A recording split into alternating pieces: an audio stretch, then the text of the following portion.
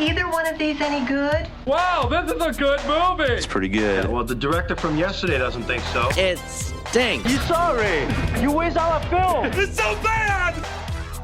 Welcome to July 4th weekend, and we've got other movies to watch besides Jaws. That's I right. mean, Jaws is always a great option, especially this weekend, but we've got more on the big screen and for streaming. Welcome. This is the Screening Room Podcast, and she is Hope Madden. He's George Wolf. And we're from madwolf.com. Let's start with one we've been looking forward to for a while. In 1980s Hollywood, adult film star and aspiring actress MaXXXine Minx finally gets her big break. But as a mysterious killer stalks the starlets of Hollywood, a trail of blood threatens to reveal her sinister past in MaXXXine. The past ain't finished with you, MaXXXine. Ain't nowhere to hide. There's show business. You never work in this town again. MaXXXine, what are you hiding? I've seen the devil stalking me. I can feel his power.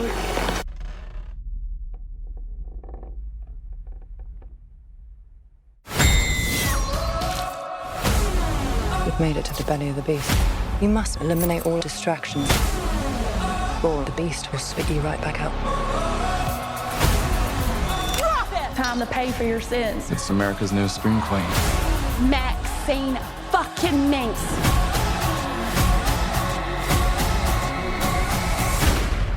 Nicely done. Thank you. Yeah, buddy, this is the third in the Ty West trilogy that started with X. Yep. Very good. Very, very good. Then followed that up with Pearl. Loved it. So good. And we were really, so many horror fans looking forward to this one, which kind of, I think in the end, ends up working against it. Yeah. Because on its own, it's a solid thriller. Exactly. I think we both agree it's more thriller than horror on its own. Yeah. But taken as part of this trilogy, I think we were both a little let down. We were, which is unfortunate, but in a way, it just speaks to how incredibly good X and Pearl are. When we saw X, and I wasn't a huge Ty West fan going into that movie. I've always liked Mia Goth. But, X was a mashup of Boogie Nights and Texas Chainsaw Massacre. I cannot imagine anything more custom designed to make me happy. And then Pearl was just insane. It was just genius lunacy. And God, she was so good. She was so good. She deserved Oscar consideration, She did. which is even harder to get in horror films. Yeah. But she was fantastic. And both of those were very, the timestamp not only felt authentic, but it also felt a little visionary. Right. It kind of had their own, Ty West came up with his own way to put that timestamp on there. And I think that's one of the things where this one comes up a little bit short. Not that it's bad. It certainly feels 80s. Yeah. They've got the pop hits going on, and they've got the fashion and the gratuitous shoulder pads. Yes, they do. They've got all that. But everything about it just seems a little less adventurous, a little less edgy, certainly less horrific. Oh, yeah. Well, and so it's set in 1985, and as he did with the other two, he chooses a style of horror, a genre, actually not horror necessarily, as Pearl was really more Judy Garland films that it was setting up. But anyway, if you're going to do an 80s, the obvious choice is slasher. I'm glad he didn't choose slasher because, meta or nostalgia slashers are so commonplace that they really are their own subgenre at this point. So he didn't. What he went with was more kind of the gritty thriller of Sudden Impact or Avenging Angels or, The Eyes of Laura Mars. Like, that's more of the kind of film that he was making. And I think he did a solid job of it. It's just like what you said. It's just less, visionary. It's just less inspired. And also there's less opportunity, I think, for Mia Goth to really excel. Although she's got a couple of great scenes where she just knocks the shit out of people. Those are fun. I could have used more of that. She still commands our attention for sure, but everything about it just seems a little more broadly brushed. The messages about fame and, the star-making machinery, okay, all fine, but that's a well-traveled road. Mm-hmm. Whereas the first two seem to be blazing their own roads Right. Yeah, much agreed. of the time. So this one, it seems definitely more like a crime thriller than a horror movie. So I think maybe horror fans will be a little bit let down on that regard. And I think it's just one that's, at least for us, suffered from just insanely high expectations. Yeah, we were so looking forward to I this know. because X and Pearl just really laid the groundwork for a legendary trilogy. And this one is solid, but I just don't think it came up to those types of heights Agreed. that we expected. Agreed. But yeah, Mia Goth has really carved out an incredible character here through the course of these 3 movies. And it's got this one again has a solid supporting cast as well. Kevin Bacon is super Yeah, fun. Kevin Bacon. Right. We'll get to him on another movie here in a second. Debicki. Elizabeth Debicki. I always love to see her. Halsey. The Yeah, singer that's Halsey right, shows that's up right. in this one. Bobby Cannavale. Yep. Michelle Monaghan. Yeah, and Giancarlo Esposito Oh, in yeah. a tremendous wig. Yes, a tremendous wig. Yeah. I mean, it's a solid film. It is. And especially if you like those, horror bordering thrillers, crime thrillers of the 80s, I think you'll enjoy it. I think it's an enjoyable movie. Yeah. It's just that it's not as good as the first 2. Yeah, that is agreed. And that is in the theaters now, and it is called MaXXXine. Well, we're diving back into a lot of franchises this weekend, including this animated film. Gru, Lucy, Margot, Edith, and Agnes welcome a new member to the family, Gru Jr., who is intent on tormenting his dad. Gru faces a new nemesis in Maxime Lamal and his girlfriend Valentina, and the family is forced to go on the run. And this is Despicable Me 4. Gru, I need a word with you. Your family's lives are at stake. What?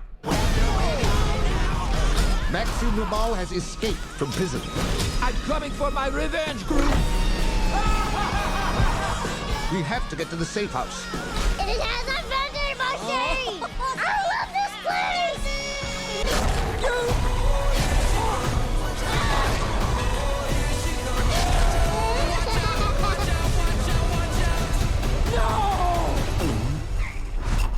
What?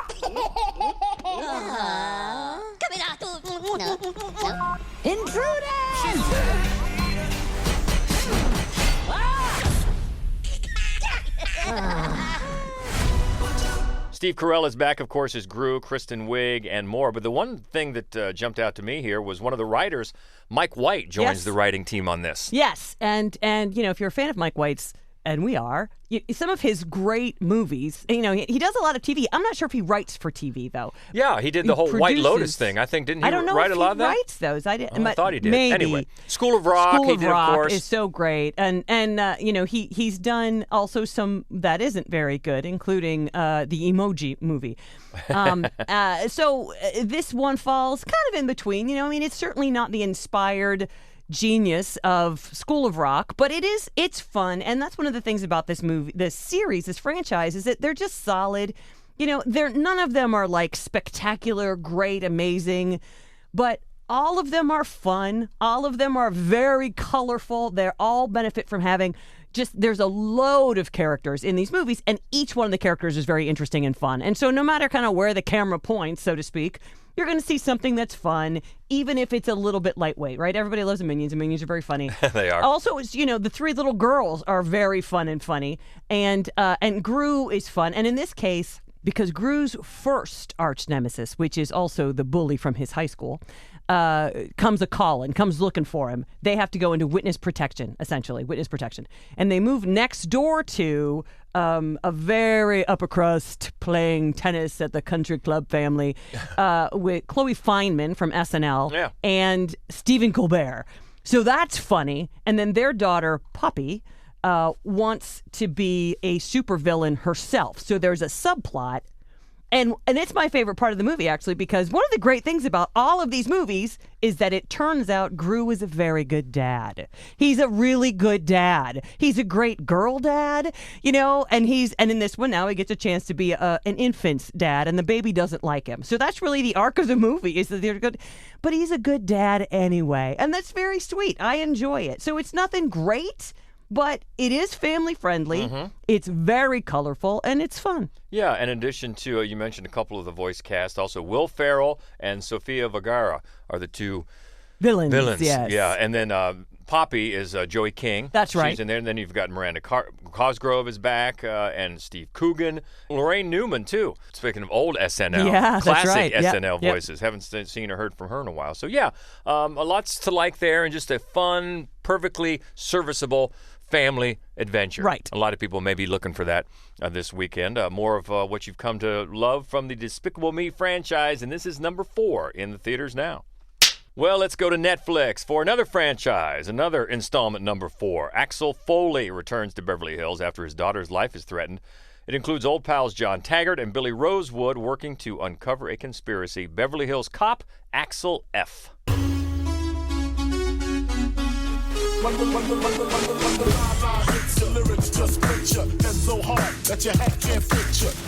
Watch your ass out there, okay? I'm gonna be fine. They love me in Beverly Hills. Detective Foley, you ever read your own files? Shootouts, disturb the peace, a lot. Please tell me you didn't get arrested again. Twice, but I broke out.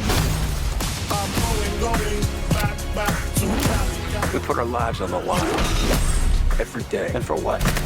Comes with the job if you're doing it right. Yeah, bitch!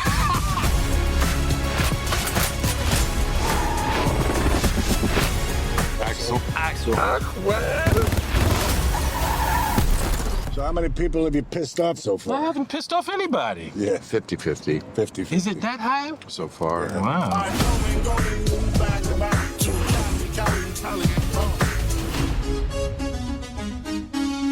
And you said, well, you said in the written review, but also you said on TV today that it should be, the subtitle should be, "We love the 80s." Love the 80s. And if you love the big 80s, nostalgia fest here. Big time. And it's clear from the first few minutes, because I think inside the first 10 minutes, you not only hear The Heat Is On, the big hit from Beverly Hills Cop 1, then you hear Shakedown, the big hit from Part 2, and a little bit later than that, you hear Pointer Sisters' Neutron Dance, and that was on the soundtrack. So, yeah, the whole vibe here is about let's go back to the beginnings of this franchise that we loved, and didn't we all love the 80s, and let's wallow in that. And okay, that's fine. The movie promises that from the beginning, and it delivers it. It really, I mean, I know it's been 30 years since Part 3, but Part 3 was dreadful. Right, and so, as you said today, it's very forgettable. Let's forget it. Yeah, it is, and this does a lot to wash that taste out of your mouth. 30 years later, yeah, Axel still has the same Detroit Lions jacket. It's holding up pretty well, and so is Eddie Murphy. I mean, he looks great, and he gets back in the saddle here into this character, and we find out that he has a long estranged daughter. Played by Taylor Page, who is classes up the joint. Always. She's fantastic. she always does. Yeah. So, and she's out in where? Beverly Hills. Right. And she is a high-powered defense attorney, and she gets into a case where she's defending a guy that everybody thinks is a cop killer. But she and now private investigator Billy Rosewood think that maybe this guy may have been framed. So certain people don't want them digging into that case. They some thugs threaten Axel's daughter's life. And then Billy, feeling like he's kind of responsible for bringing his daughter into this case, calls Axel. And so that's what brings Axel to Beverly Hills. And Taggart now is the chief out there. He's risen through the ranks, but apparently he didn't have Billy's back on some case years ago. That's why Billy left the force, and now he's a PI. And most of the movie, actually, we don't see Billy goes missing, and that's part of the mystery here. So we don't see Judge Reinhold for a while, although he definitely is back as and of course all the original actors. John Ashton as Taggart. And then you see some familiar faces and some familiar scenarios that we loved from the first one. Of course, Bronson Pinchot is back as Surge. Has to be. Got to have him. You've got Paul Reiser back.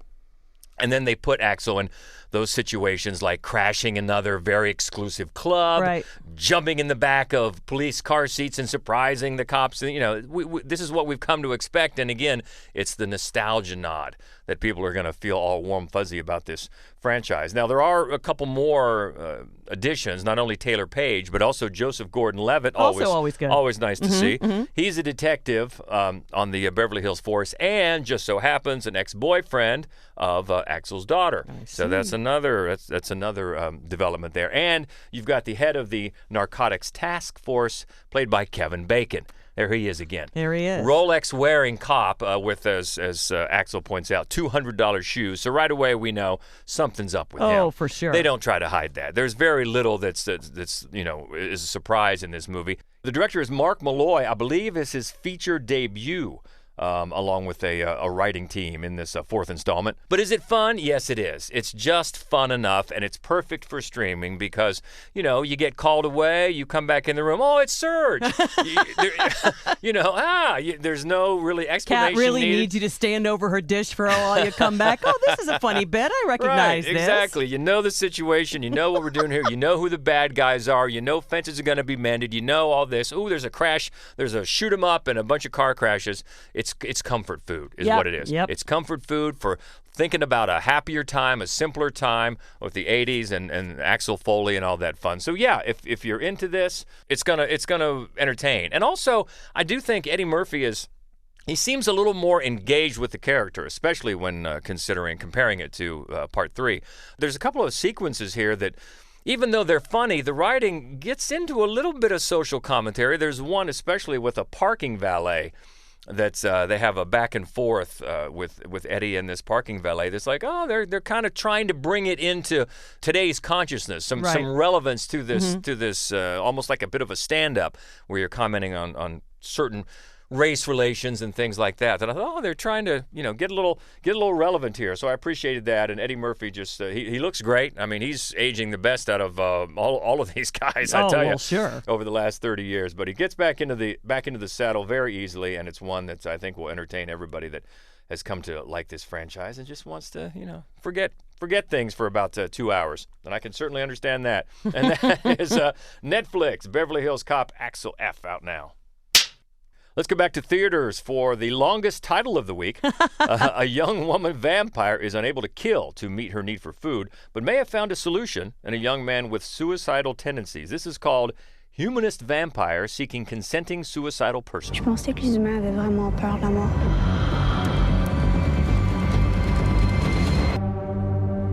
Arrête de sourire. Je souris pas. This is a really charming, dark comedy horror film from Canada in French. So just to be aware of that. It's a Canadian film, but I guess technically Québécois. Ooh, nice. You're welcome. And it's a lot of fun. I found it very fun. It's primarily very upbeat and sweet, and it's really sort of an almost a romance between really neurodivergent teens is essentially what the core part of the story is this young woman who her fangs won't come out. Like the part of your brain in a vampire that is supposed to like trigger hunger when you see like a human in suffering, hers triggers sympathy, so she can't perform. Mm-hmm. So, there are these metaphorical. There are these baggies of blood that her parents keep for her in the refrigerator, just hoping someday that she's really going to sort of hit puberty. But then she does. She comes across a suicidal young man. And their relationship is incredibly sweet and endearing. And it's a lovely, the main story of the film. It's quite lovely. But it's not all that. Like they don't cheapen the whole horror aspect in its entirety, because the rest of her family does really brutal, horrible things to people in a funny way. But I mean, it's a bloody film. There's, it doesn't get, the tone is, I think, pretty amazing, that it can be mean-spirited and bloody and at the same time really quite sort of endearing and sweet. I enjoyed it entirely. I'm constantly amazed. Think of how many years vampire movies have been around. And as the times change, writers find ways to adapt the vampire story to find a new angle. Yeah. And here's one right here. Well, it happens with zombies as well, and to a lesser degree, I think, werewolves, because in all three cases, those monsters are metaphors. And you can change what they are metaphorically representing depending on sort of how society is leaning. Yeah, I think it's really well done. The co-writer and the director, Ariane Louise Cézé, probably mispronounced that, but a good job finding another way, another little angle to take the vampire story and have it feel relevant and also funny and warm, as you pointed out. And that is in theaters now. It's called Humanist Vampire Seeking Consenting Suicidal Person. Let's go to Prime Video next for a comedy. Rex, a Florida party girl, turns out to be the only hope for the NASA space program after a fluke puts her in training with other candidates who may have better resumes but don't have her smarts, heart, and moxie. It's Space Cadet. We have a special name for astronaut candidates, ass-cans.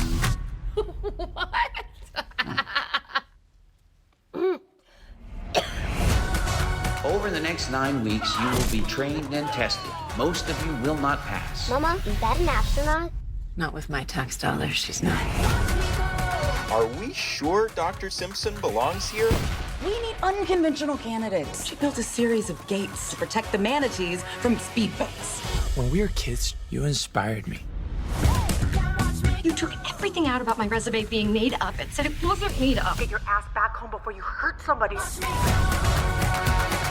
I was born to do this. Once you let your dreams out of the box, you can't just shove them back in. 723, you're clear for takeoff. Punch it, Flamingo.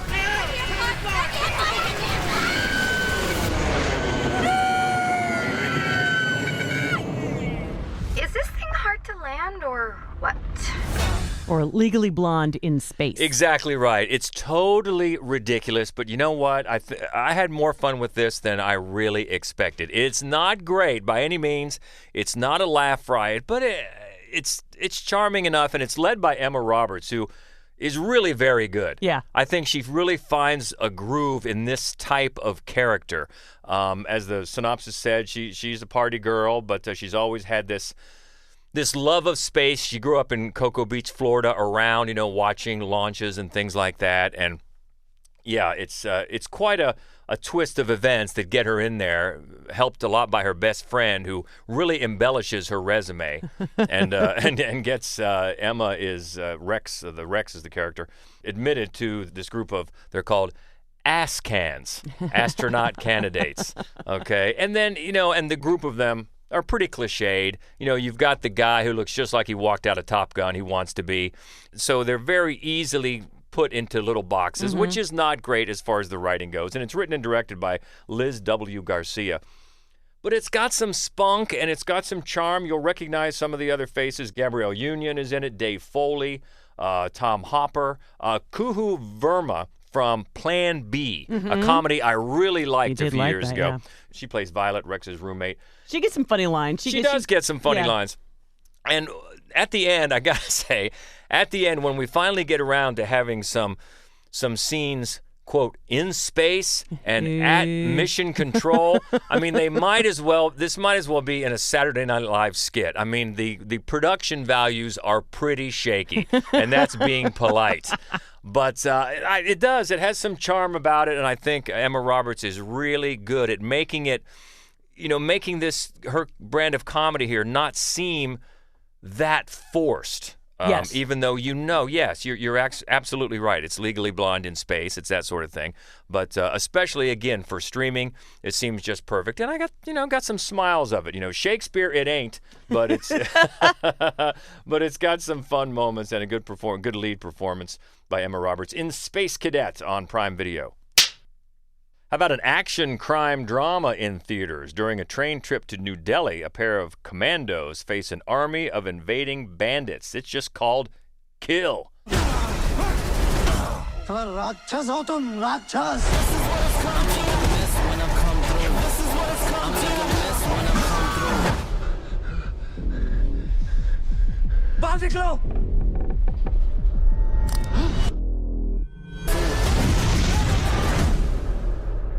It's not a great title, to be honest with you. It's a very exciting, because of the way the action is choreographed, it's a pretty satisfying thriller.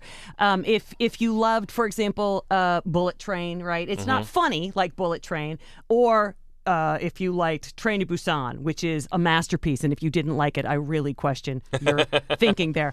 But it's that same kind of a thing. If you can just take that concept of this narrow, long, I mean, there are a lot of films that do. Snowpiercer, great, yeah.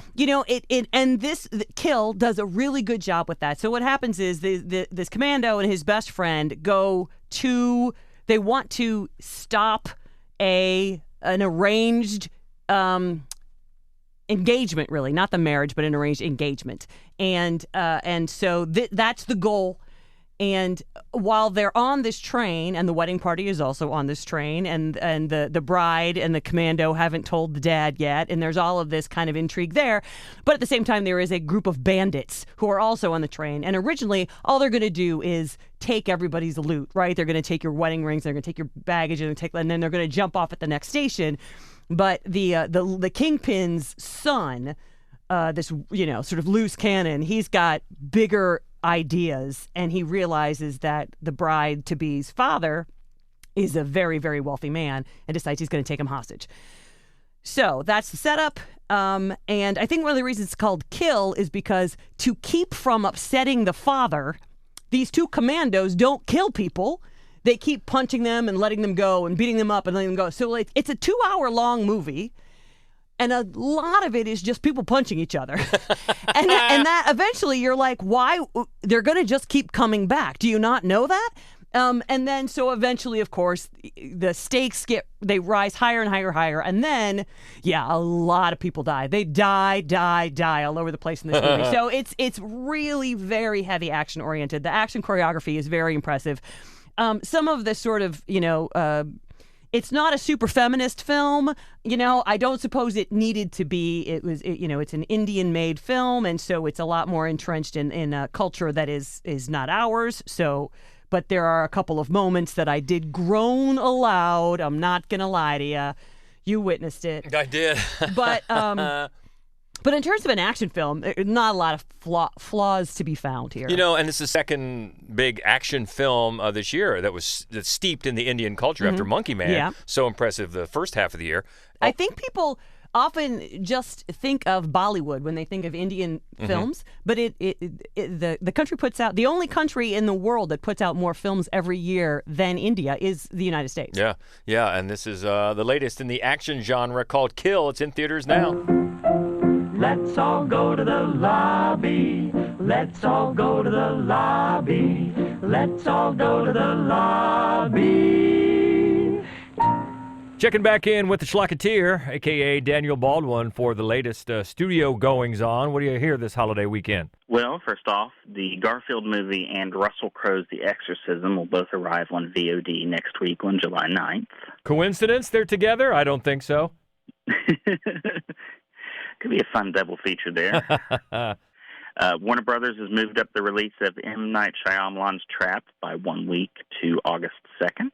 And August 2nd will also see the VOD and limited theatrical release of Hammer Films' Dr. Jekyll, which has Eddie Izzard in the titular role. And then moving on to Netflix, they will finally premiere their long-promised R-rated director's cuts of Zack Snyder's Rebel Moon films on August 2nd. And to help differentiate them from the existing cuts, each version will have a new subtitle. Part 1 will be called Chalice of Blood, and Part 2 is called Curse of Forgiveness. Mm-hmm. And then also hitting Netflix on August 2nd is the SpongeBob spinoff movie Saving Bikini Bottom, the Sandy Cheeks movie. All right. And then pivoting a little bit, Samuel Goldwyn Films is giving a limited theatrical run to France's newest big-budget adaptation of The Count of Monte Cristo on August 16th, and it hails from the same filmmaking team that recently did that big-budget 2-film adaptation of The Three Musketeers. Oh, okay. And then Universal has set an August 23rd premiere on Peacock for John Woo's remake of his own 1989 classic, The Killer. This version is set in Paris and stars Natalie Emmanuel, Sam Worthington, and Omar Sy, and Woo's called it more of a companion film than an actual remake. All right. And Lee Daniels has entered the horror realm. His possession thriller, The Deliverance, will premiere on Netflix on August 30th. Ooh, okay.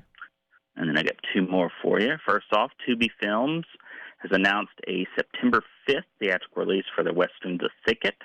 It's an adaptation of the J.R. Lonsdale novel of the same name, and it stars Peter Dinklage, Juliette Lewis, Esme Creed Miles, Macon Blair, Leslie Grace, and James Hetfield. Oh, really? From Metallica? Yeah. Interesting. And I would assume that'll premiere on Tubi itself sometime later, towards the end of the year. Okay. And then on the classier end of things, to close things out, Mike Lee's latest film, Hard Truths, will arrive in theaters on August 18th. All right, good enough. Thank you, and as always, you can catch up with the latest from Daniel at The Schlocketeer on socials. Thank you. Oh, thank you. And speaking of next week, we'll talk about Fly Me to the Moon. Long Legs. That's the one we can't wait for. Fingers crossed with this. Also, My Spy 2. My Spy was a pleasant surprise a few years ago. Agree. So My Spy 2 is out next week. Also, The Outlaws. The Blue Rose. Invisible Nation. And Cottontail. That's all next week. But what about this week? MaXXXine, Despicable Me 4, Axel F. What do you think? Space Cadet, you like that? Let's talk about it. We can always keep the conversation going easily. You can find us, Mad Wolf Columbus, on Facebook, on Threads, and on Instagram. You can easily find us there. Of course, the main website where you can find all of our written reviews and our other horror movie-only podcast called Fright Club. That's all right there at madwolf.com. So keep in touch. Have a great holiday weekend, and we will talk again soon. She is Hope Madden. He's George Wolf. And this is the Screening Room Podcast. See ya. I do wish we could chat longer, but I'm having an old friend for dinner. Bye. Okay, everybody, that's a wrap.